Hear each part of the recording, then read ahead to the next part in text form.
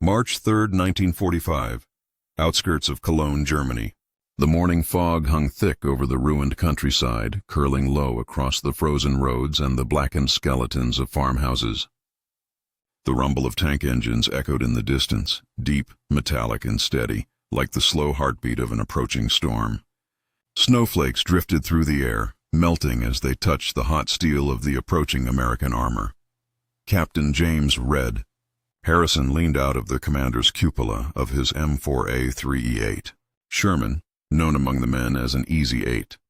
Its 4GA V8 engine purred beneath him, smoother and faster than the older Shermans he'd commanded across France. The wide tracks crunched over the icy mud, and the long 76-meter gun shifted slightly with the rhythm of the terrain.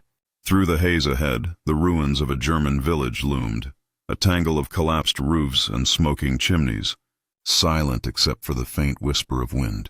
"Keep it tight." "Boys," Harrison called over the radio, his voice calm but sharp. "Recon says Panthers are somewhere up ahead."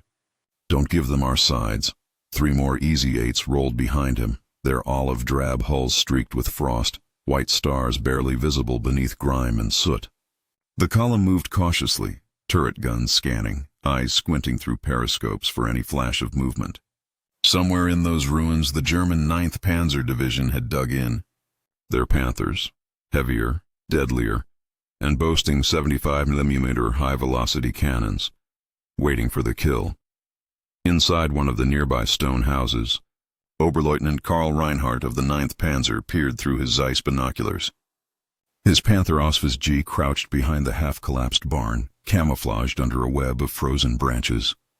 Its long KWK-42 L-70 gun pointed down the road where the American tanks would emerge. He had waited all morning for this moment. "Hold fire," he whispered to his gunner, his gloved hand raised. "Wait until the first one crosses the fence line." The air inside the Panther was heavy with diesel and sweat. The gunner's eye stayed fixed on the scope. He could already hear them, those smooth, faster engines, distinct from the older Shermans they'd fought before. The new sound worried him, though he didn't dare say it. Outside, Harrison's Easy 8 eased forward, treads clattering on a section of broken cobblestone. The commander scanned the upper floors of the ruins, spotting the glint of a scope before ducking. "Sniper, 11 o'clock, he barked. But before the words left his mouth, the first crack of the German 75mm cannon split the air. The shell screamed overhead and slammed into the frozen road, spraying shards of asphalt and earth. "Panther! Left flank!" yelled the gunner, swinging the turret toward the barn. Harrison's voice was steady. "Load AP! Fire!" The 76mm cannon roared, the recoil jolting through the hull. The shot punched through the barn wall, sending splinters and snow flying. Inside, Reinhardt cursed as his gunner adjusted elevation. "Return fire!" Schnell. The Panther's cannon thundered again. This time, the shell hit square on the Sherman's glacis, but the improved sloped armor of the Easy 8 deflected it, leaving only a dent and a shower of sparks. The crew inside felt the impact rattle their bones. "She's holding," yelled the driver, adrenaline surging. Then Harrison did something no German officer expected. Instead of backing into cover, his Sherman surged forward, fast. The Easy 8's new suspension absorbed the bumps, and the high-torquey engine gave it speed the Germans hadn't seen before. Within seconds, the Sherman closed half the distance. "Keep it moving! They can't track us at this angle," Harrison shouted, eyes locked on the muzzle flash ahead. Through the Panther's scope, Reinhardt's gunner cursed under his breath. The American tank was moving too fast, weaving through debris like no Sherman they'd fought before. He adjusted again, but the next shot went wide. The Easy 8 fired back, another armor-piercing round. This one slammed into the Panther's mantlet, cracking through the gun shield and killing the radio operator instantly. Smoke began to fill the cabin. "Get us out," Reinhardt ordered, his voice breaking as fire licked up from the floor plates. His driver slammed into reverse, but the transmission groaned. The cold had frozen the oil. The Panther jerked backward, too slow. Harrison's next round found its mark, piercing through the turret ring. The explosion that followed tore through the barn roof and sent debris raining down across the snow. Silence followed, broken only by the crackle of flames and the idling hum of the Easy 8s. Harrison exhaled slowly. That's one cat down, he muttered. Keep moving. There'll be more. As the column advanced through the shattered outskirts, the German lines began to crumble. Officers radioed frantic orders, unaware that the Americans were now deploying one of the fastest and most refined Sherman variants of the war. To the Germans, these weren't just Shermans anymore. They were something new, something terrifyingly efficient. And for the first time, the myth of Panther superiority began to fracture. The air reeked of burning fuel as Harrison's platoon advanced through the shattered streets of Cologne. The sound of engines reverberated through the city's narrow stone corridors, a mechanical growl that sent echoes bouncing off the fractured walls of ancient cathedrals. Every few meters, the tank crews could hear distant explosions, the thunder of artillery and the sharp chatter of MG-42s cutting through the cold March air. Smoke rolled between the buildings like ghostly rivers. The Easy-8s pressed forward, their engines humming in rhythm, each tank's crew tense and alert. Sergeant Bill Dempsey's Sherman followed close behind Harrison's, its hull smeared with mud and frost. The nose art painted by his loader, Liberty Bell, was nearly hidden beneath soot. "Captain," Dempsey called over the radio. "Intel said 2 more Panthers operating near the cathedral square." "Probably dug in. Copy that," Harrison replied, his eyes fixed through the binoculars. Ahead, the ruins of Cologne Cathedral pierced the fog like black spires. Centuries of Gothic stonework now stood cracked and half-devoured by bombs. "We'll flank around the tram line. Let's see if these cats can dance." Inside one of those cathedral ruins, 2 German Panthers lay in wait. Their commanders, Hauptmann Kurt Weiss and Lieutenant Otto Kramer, had received reports of the Easy-8 advance, but dismissed them as standard Shermans. Weiss, a veteran of Kursk and Normandy, leaned on his periscope, scanning the distant street. His Panther's engine idled low, the muffled rumble blending with the moan of the winter wind. "They'll come through the avenue," he murmured, confident, steady. "We'll let the first one pass. Aim for the second, cut off their retreat." But as the first American tank rounded the corner, Weiss frowned. Something was different. The Sherman was moving faster, its suspension smoother over the debris, the gun longer. "Verdammt. That's no regular M4, he muttered. "What is that?" Before Kramer could respond, Harrison's lead Easy-8 opened fire. The 76mm gun spat flame, sending a shell screaming across the open square. It hit the stonework beside Weiss's Panther, blasting dust and shrapnel through the air. The German crew ducked as the commander barked, "Return fire!" The Panther's cannon boomed, the shell tearing into a nearby building and showering the street with rubble. "Hit the flank!" "Move, move!" Harrison ordered. The Easy-8 darted sideways, tracks grinding through chunks of masonry. The tank's new HVSS suspension kept it balanced, its speed cutting sharply through the narrow streets. Weiss's gunner tried to track it. But the Sherman was moving unpredictably, faster than he'd seen any before. He adjusted, fired again, and missed. The shell clipped the cathedral's broken archway and exploded harmlessly in the air. "Loader AP!" Harrison shouted. The shell clanged into the breach. "Fire!" The Easy-8's cannon thundered again. The shot hit the side of Weiss's Panther just above the track guards. Sparks exploded.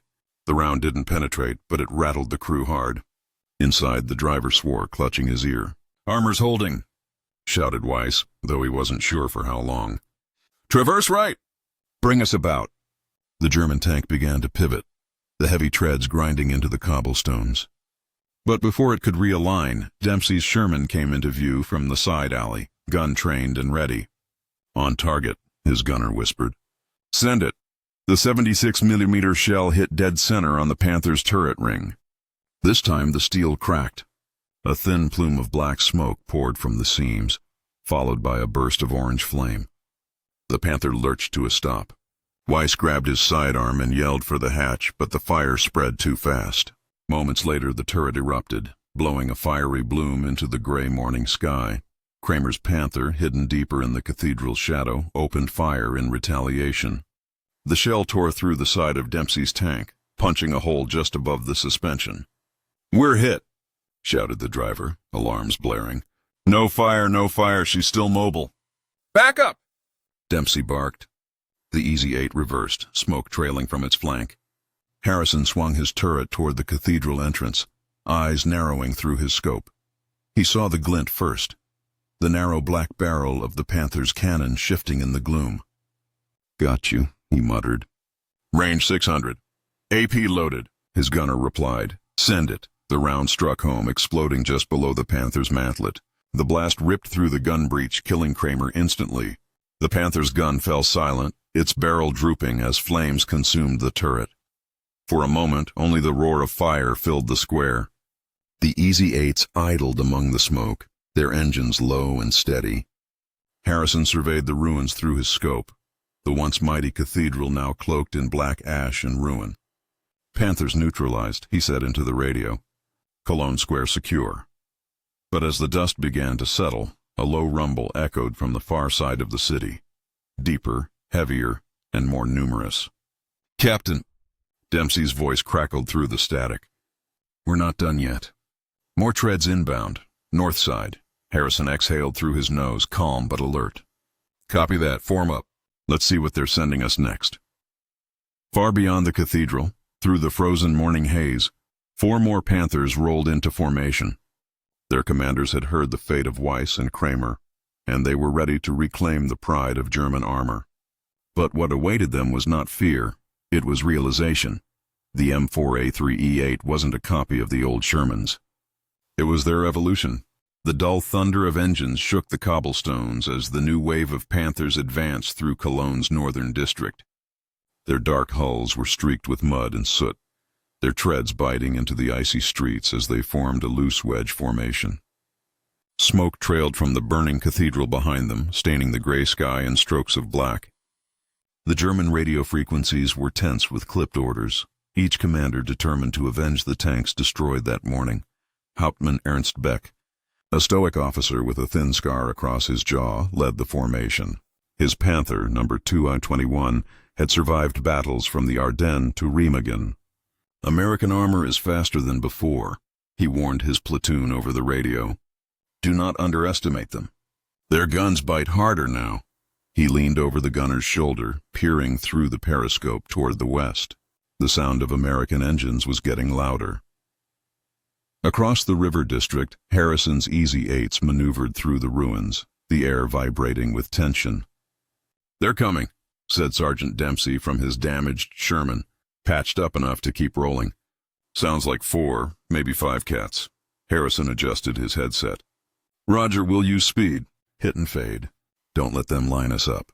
He turned to his driver. "Let's dance, boys." The Easy-8s burst from behind a collapsed tram station, engines roaring as they picked up speed. Their 76mm barrels swung like spears in formation. At nearly 30 miles per hour, they moved with a fluidity no Sherman before them could match, gliding over rubble and craters, suspensions flexing like muscles. From his position, Beck saw them first. 5 American tanks charging through the smoke like predators in motion. He blinked once, disbelieving. "They're advancing. Against us." He almost laughed. "Fools." But as his gunner lined up the shot, something felt wrong.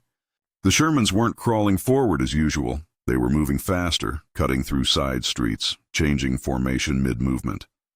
The Panther's turret, heavy and slow, couldn't track that quickly. "Traverse! Traverse!" Beck barked, but the American lead tank had already fired. The first AP round hit the front glacis of Panther 223, sparking harmlessly, but the second round struck its lower hull, ricocheting into the suspension. The Panther shuddered, immobilized, smoke pouring from beneath. "Hit on 223! Track destroyed!" came the shout over German comms. Harrison swung his own tank left, using debris as cover. He fired again, this time hitting Beck's second-in-command. The shell punched through the thinner side armor near the engine compartment, igniting a burst of flames that sent the Panther crew scrambling from the hatches. Beck's eyes widened. The enemy wasn't just accurate. They were outmaneuvering him. "All units reposition! Box formation," he ordered. The Panthers began to reverse and turn, but their sheer mass and slower gear ratios betrayed them. The Easy-8s flowed between alleys, weaving through streets like water around stones. "Target the sides. Keep them guessing," Harrison called out. His gunner reloaded quickly, sweat beading on his forehead. Loaded. Send it! The 76mm shell screamed downrange, hitting Beck's Panther on the turret ring. The steel cracked and splintered, the impact rattling every bolt in the machine. Inside, Beck felt the shockwave slam through his chest. "Damage minimal," shouted his loader. But Beck knew the truth. The Americans could fire faster, move faster, and now they were closing in. The German tanks tried to pivot again, their treads grinding, exhaust smoke thickening. One Panther managed to line up a shot. Its cannon boomed, and the shell hit Dempsey's Sherman squarely on the frontal plate. The impact blew chunks of armor, knocking the crew back in their seats. "We're hit!" the driver yelled. "No penetration." Dempsey's laugh was half relief, half madness. "Guess we're tougher than they thought." He swung his turret, took aim, and fired. The shell hit the German gun barrel dead on, shattering it. The Panther's weapon snapped like a broken limb, useless. "That's for Liberty Bell," Dempsey shouted over the radio as the crippled tank belched fire. Beck realized his formation was collapsing. "Pull back!" he barked, voice raw. "Use the rail yard for cover." But the Easy-8s didn't give them that luxury. Harrison's tanks surged forward again, using the open ground to full advantage. Their speed made them ghosts, there one moment, gone the next, appearing from behind smoke and shattered walls. One Panther tried to retreat around a corner but slipped on ice, its treads spinning uselessly. The next shell from the Easy-8's gun ended it in a fireball that painted the sky orange. Within minutes, the district had turned into a graveyard of steel. Flames danced across shattered hulls, their reflections flickering in the wet cobblestones. Harrison leaned out from his cupola, eyes scanning the burning silhouettes. "That's 3 down," he murmured. "Where's the lead one?" A sudden muzzle flash answered. Beck's Panther fired from concealment behind a collapsed building, the shot tearing through the wall beside Harrison's tank. The blast rocked the Easy-8 sideways, bits of brick raining onto its hull. "They've still got teeth!" shouted the loader. "Let's take them out," Harrison said, cold and steady. He guided his tank forward into the smoke, the machine gliding over broken ground. Beck saw the shadow of the American Sherman emerging from the haze, its long gun pointed straight at him. He knew he couldn't reload in time. For a heartbeat, the two machines faced each other. Steel titans locked in mutual defiance amid the ruins of Cologne. "Fire." Harrison's voice was quiet. The 76mm shell struck Beck's Panther just below the turret. The explosion tore through the ammunition rack. Fire burst outward, engulfing the tank in a roaring bloom that lit the street like dawn. When the echo faded, all that remained was the distant rumble of other engines. More American columns pushing through Cologne's heart. Harrison took a deep breath, his voice low over the comms. "Panthers are done. Northern sector clear." In that moment, the myth of German armored invincibility was over. The Easy-8 hadn't just matched them, it had outrun, outgunned, and outlasted them. The northern district burned for hours after the battle. Black plumes rose into the dim German sky as the sound of collapsing walls echoed between empty streets. The once proud Panthers of the 9th Panzer Division lay silent, hulks of twisted metal still smoldering from the morning's fight. Harrison's platoon sat idling in the center of the ruined intersection. The Easy-8s covered in soot, their crews exhausted but alive. Inside Harrison's tank, the air was thick with the smell of burnt oil and cordite. The radio crackled again, this time with a message from Battalion Command. "Red Thunder, this is Eagle Actual.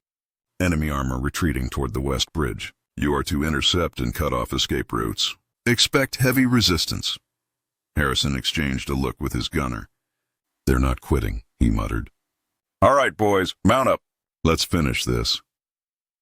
The Easy-8s rolled west, their engines echoing across the frozen riverfront.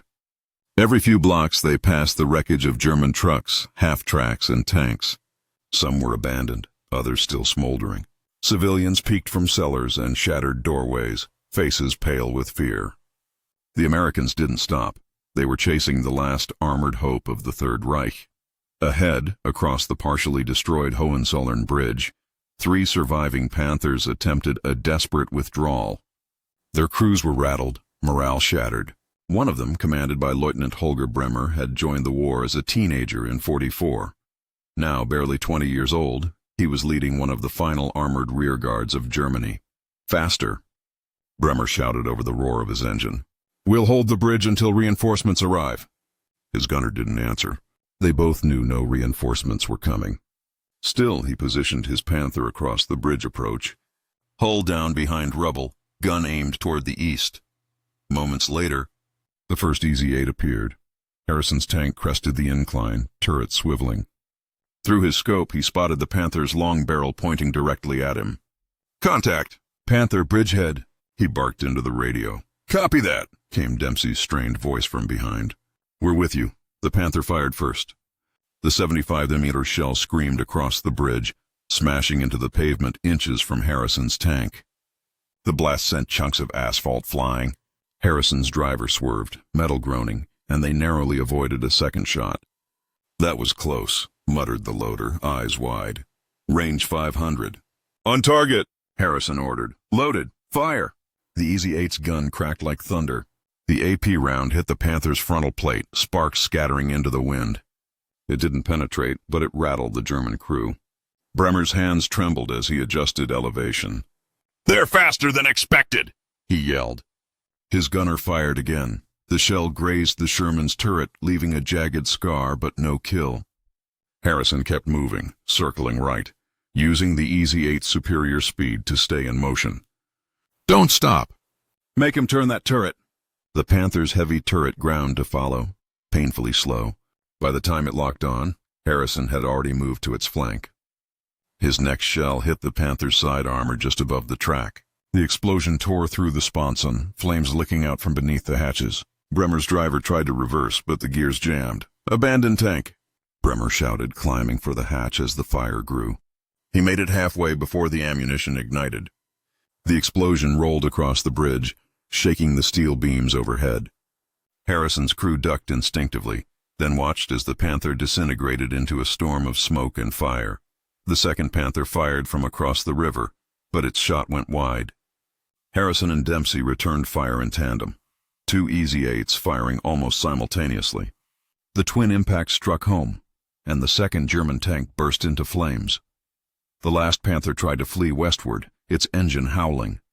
But the Americans were faster. Harrison's tank surged ahead, crossing the bridge even as debris rained down. End it, he ordered. His gunner fired once more. The shell caught the retreating Panther on the rear plate, punching through the fuel tank. The explosion was instant, a roaring inferno lighting the river below.